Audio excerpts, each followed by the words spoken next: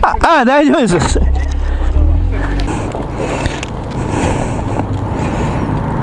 どうしよう。ここか。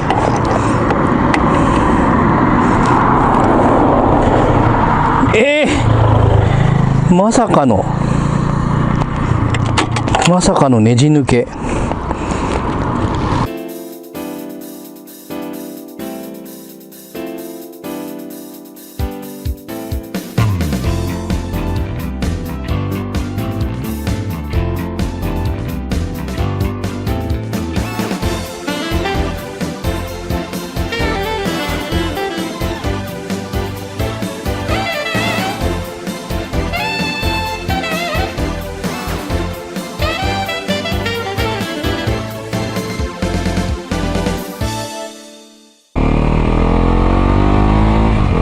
はい、どうもフロントです。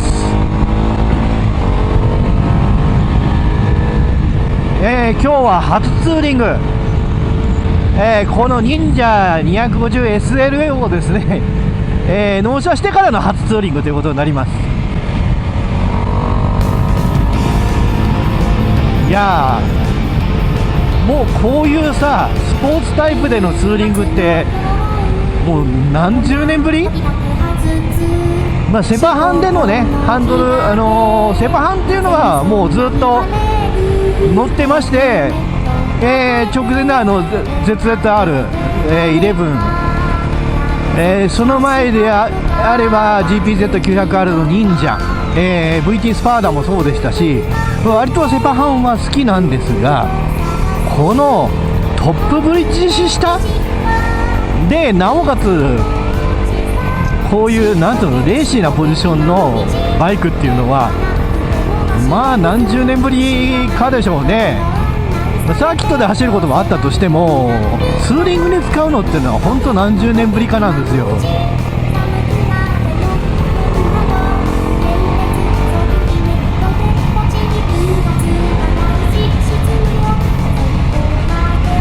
いやー、もう軽いっていうのとポジションがとにかくレーシーなんで、ちょっと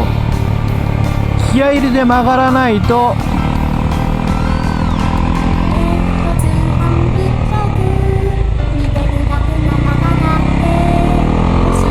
こういう風にはね曲がってくれないんですよね曲がらないことはないんですけど、その方が楽しい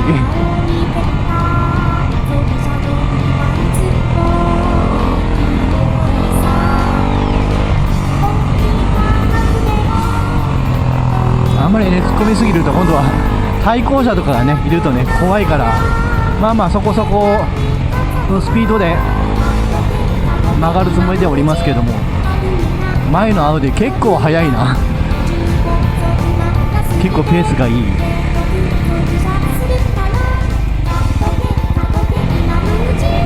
やっぱねトップブリッジ下のセパハンでちょっとシートはケツ上がりでもってバックステップ、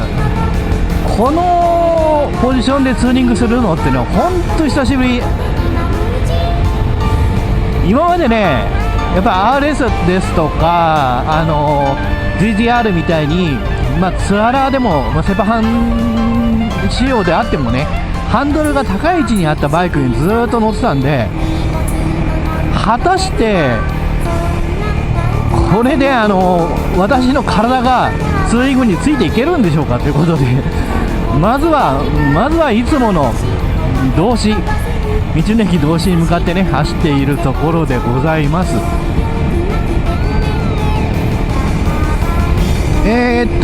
走り出してから今何キロぐらいだ、光っちゃって見えないんだよね。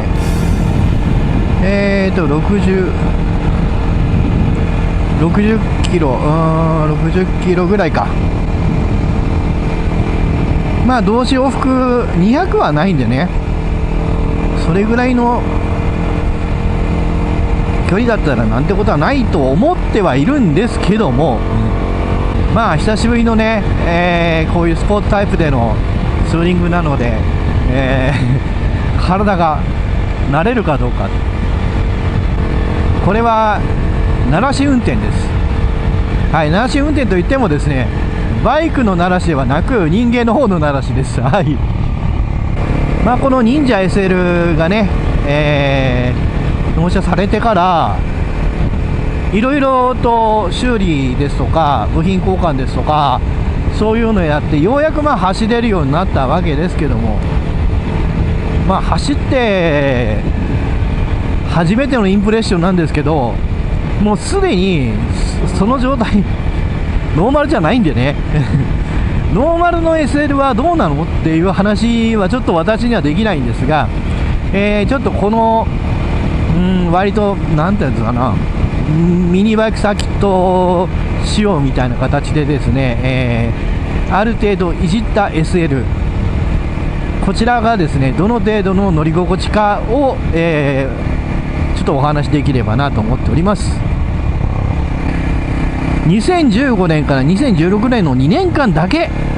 日本で販売されたことのある、250cc の、スポーツタイプのバイクです。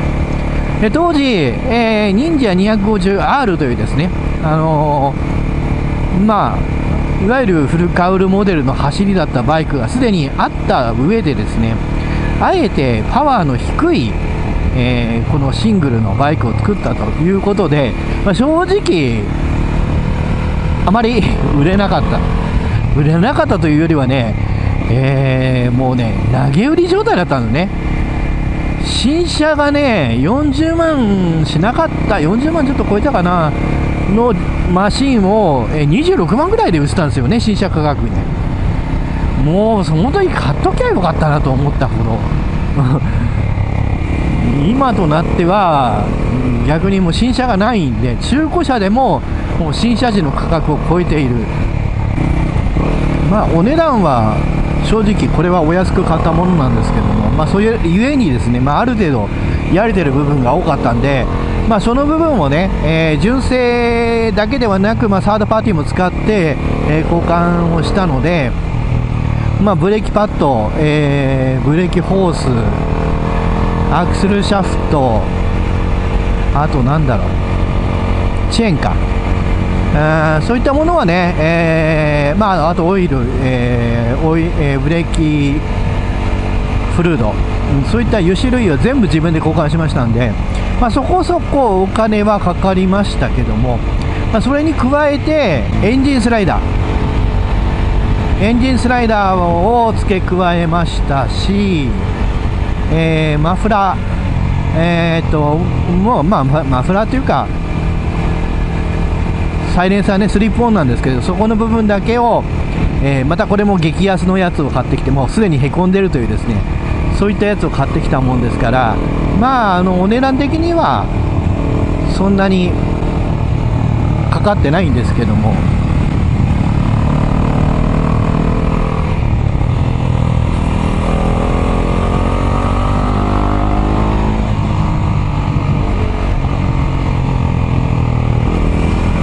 いやー、とにかく何が楽しいって、このコーナリング、もうまさしくコーナリングマシンっていうのはこのことだなっていうぐらい、ワインディングとか急コーナーがすっごい楽しい。ポジションはね、忍者 250R と比べると思いっきりね攻撃的な、このトップブリッジ下のハンドルに加え、シート高の高さ、あとステップの位置、そういったもんがね、もういわゆるレーシーというよりスポーツ寄りに作られているんですよ。まあ、それが気に入ったポイントではあるんですけども、エンジンはね、250cc DOHC ですけど単気筒です。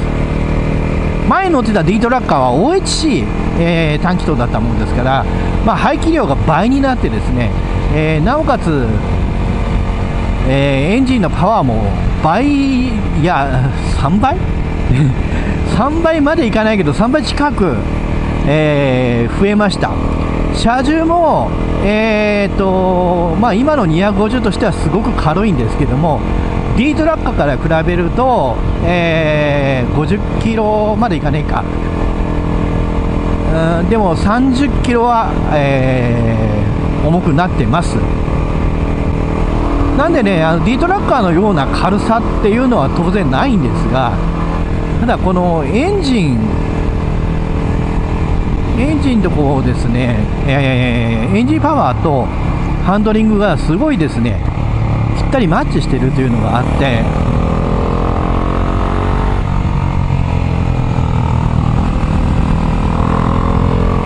いい具合にこう曲がれるんですよね。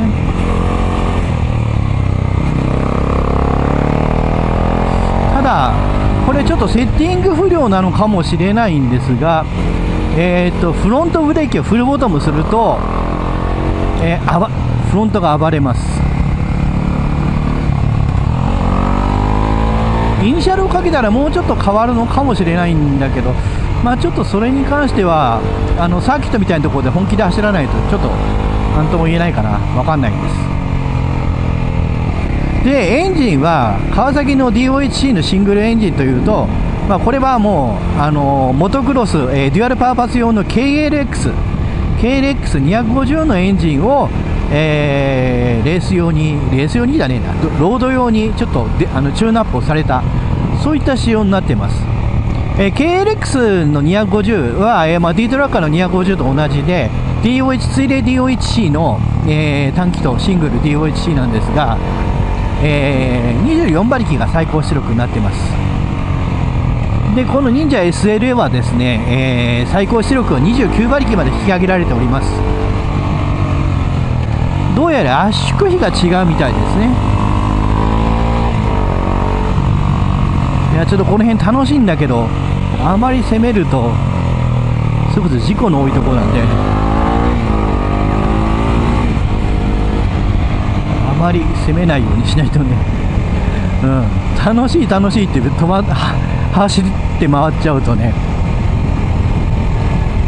でタイヤもね、ノーマルタイヤっていうのが、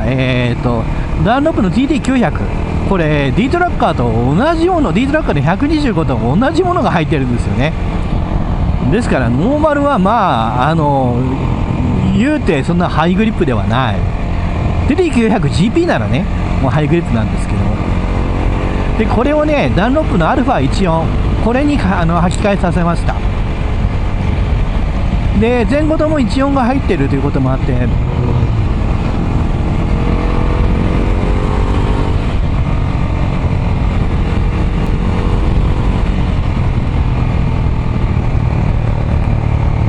いや非常にその路面追従性っていうのは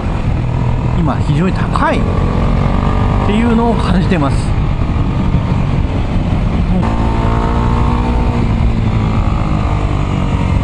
まあ別に攻めてるわけじゃないんだけど、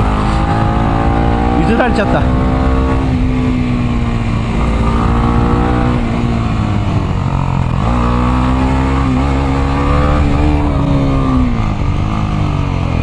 ちょっと待て、シフターが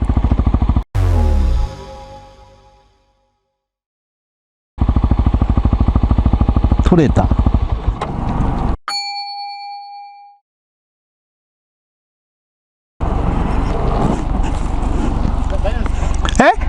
大丈夫です。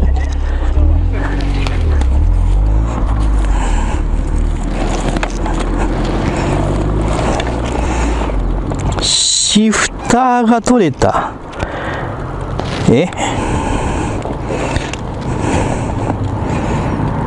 どうしよう。ここか。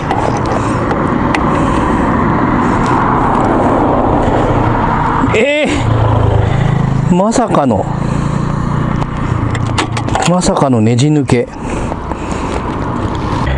初走行で気持ちよく走っていたらこんなところが緩むだなんて。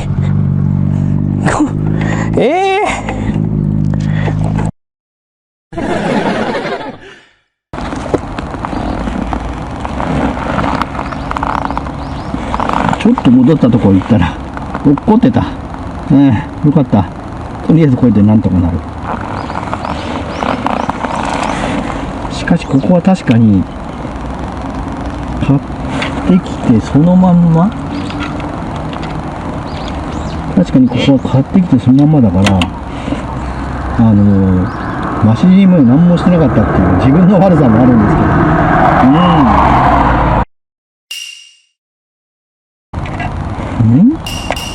ネジ山が切れた。はい、ですね、ネジが切れちゃって中にネジ通らないもんだからハイラップで、応急処置、これでとりあえず、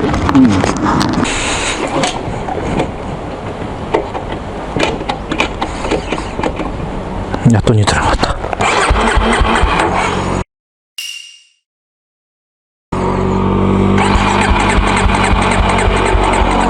今度はエンジンがかからない。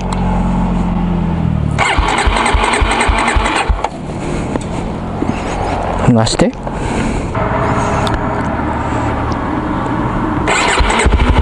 かった。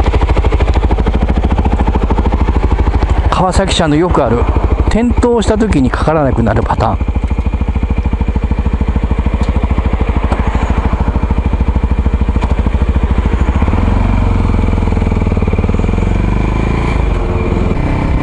あまり激しいシフトダウンをすると多分タイラップなんでね切れちゃうと思うので、これでそろそろと買いましょう。みんないいな、楽しそうに飛ばしてて。はい、とりあえずですね、ナックスでネジを買って、応急処置しました。だから、ね、M8 だとねもうネジが通らないんで M6 をワッシャーかまして入れたという感じですね。これまた帰ってちゃんと直さなきゃいけないんですけど、とりあえずこれで。というわけで、奈良市運転で道志までたどり着けるかという動画でしたけども、たどり着けませんでした。私の体力ではなくマシンの方があんなチェンジペダルがね